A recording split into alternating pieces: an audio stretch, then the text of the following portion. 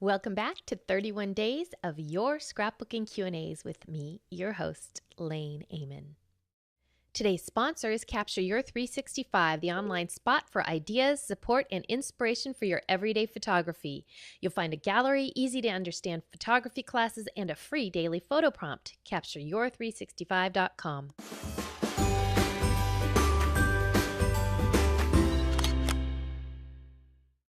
Today's question comes from Samantha, who asks, how do you decide what shape to make your photos? I often do ovals, but feel they get old after a while.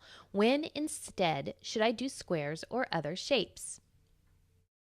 Samantha, when you shape your photos is entirely up to you. Now, that being said, that you get to decide, and there's no overwhelming rule that says when they should be a shape or when they shouldn't be a shape, I will give you some hints on when you might want to use one shape versus another.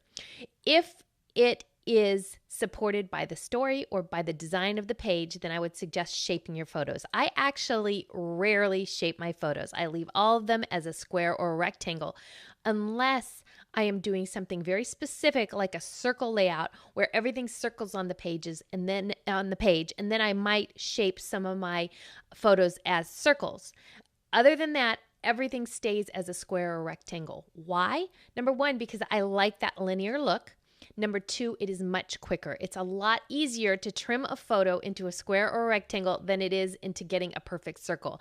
And being the anal retentive person that I am, if I can't get the circle absolutely perfect, it drives me crazy. That's why I leave it as a square or a rectangle. 1, for speed. 2, I like the look.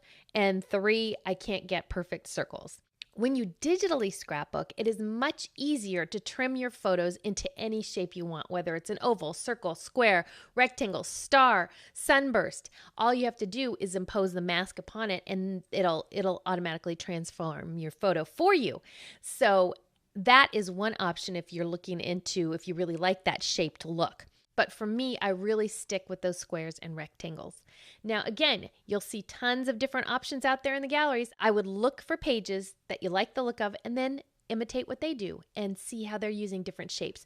But you will find that the majority of photos in galleries are squares and rectangles.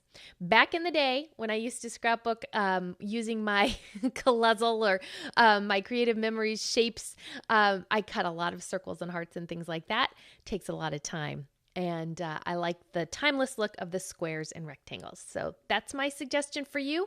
Don't let trends hold you back. If you love making everything into a heart, you go for it, girl. It's up to you.